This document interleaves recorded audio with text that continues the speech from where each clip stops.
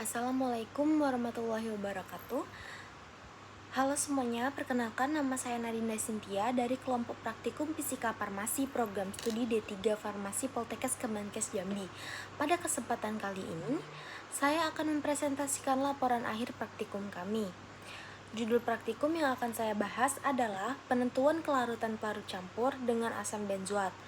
Praktikum ini dibimbing oleh Bapak Dr. Randers Hisran, HME APT.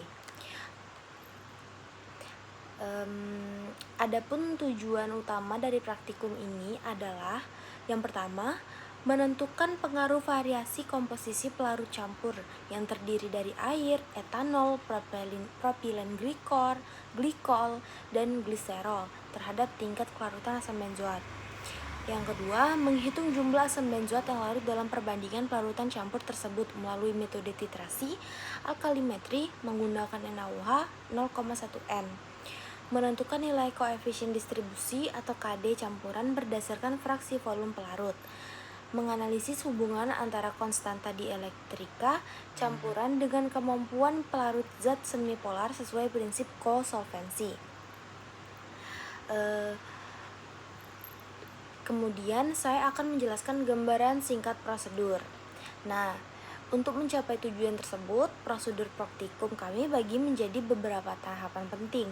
Yang pertama, pembuatan dan pembakuan larutan NaOH.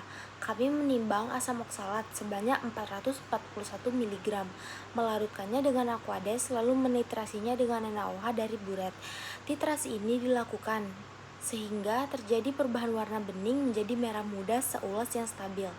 Prosedur pembakuan ini adalah prosedur tanpa partisi yang mengasumsikan pelarut homogen. Yang kedua, pembuatan pelarut campur.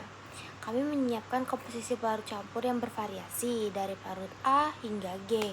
Pelarut ini itu campuran dari Aquades, etanol 96%, propilen glikol, dan gliserol. Etanol dimasukkan pertama, disusul Aquades, propilen glikol, dan terakhir gliserol yang memiliki viskositas paling tinggi.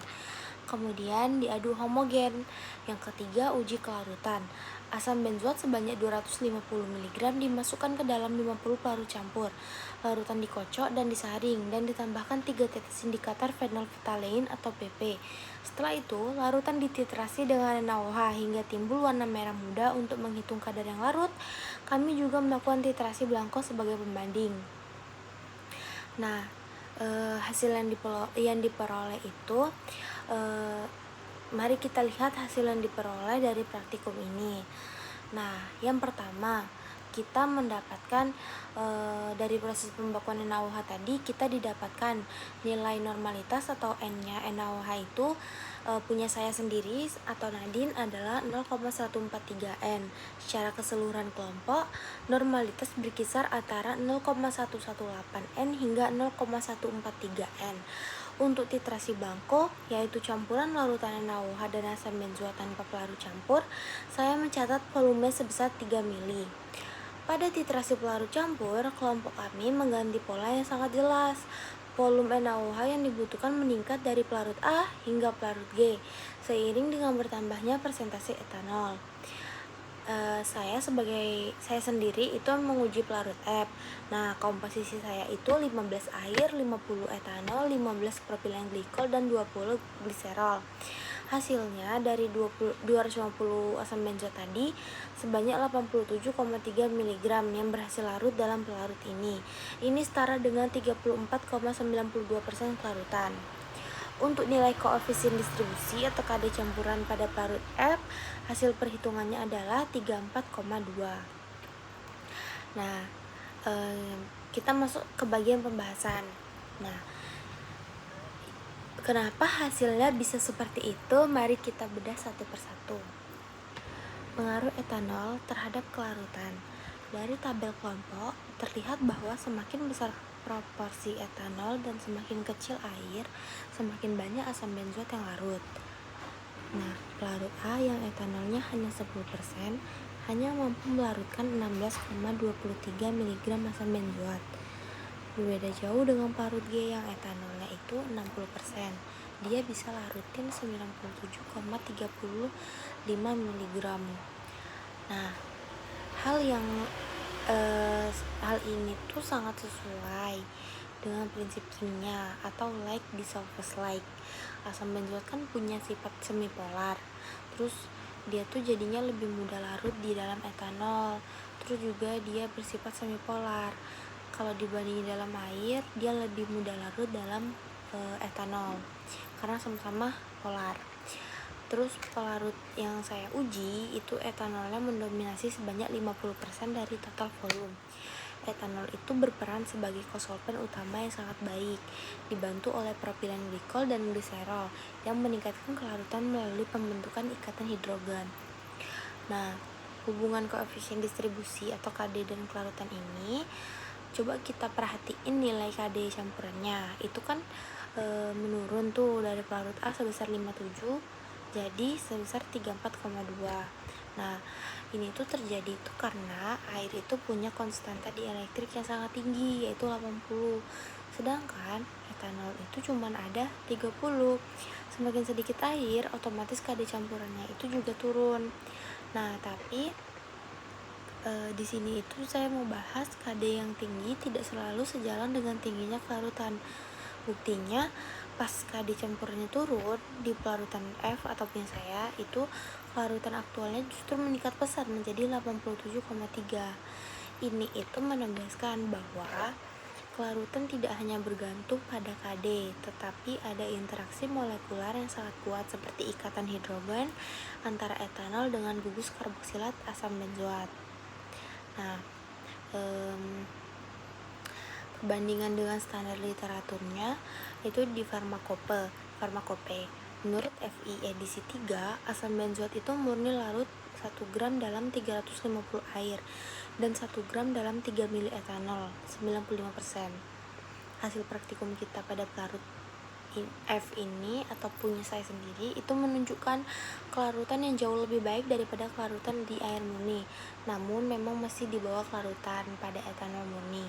Ngapa beda? Karena sistem pelarut kita kan masih mengandung 15% air tuh yang nahan batas pelarut.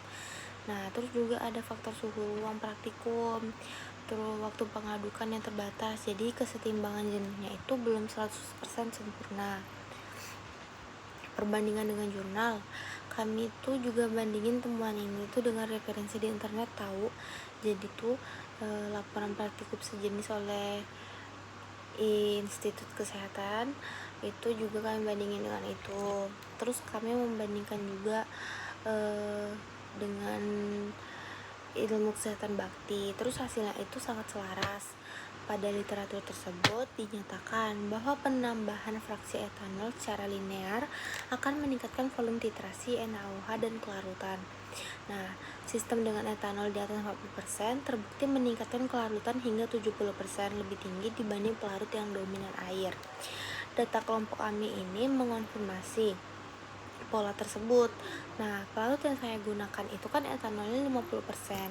Dia itu berada di titik optimal di mana kelarutan naik signifikan tanpa merusak stabilitas formula cairan.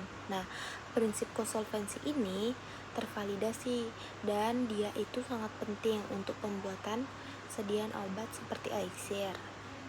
Nah, makanya di sediaan elixir itu kita menggunakan bukan memakai air, tetapi melainkan memakai etanol atau alkohol. Nah, di sini saya memasuki bagian kesimpulan.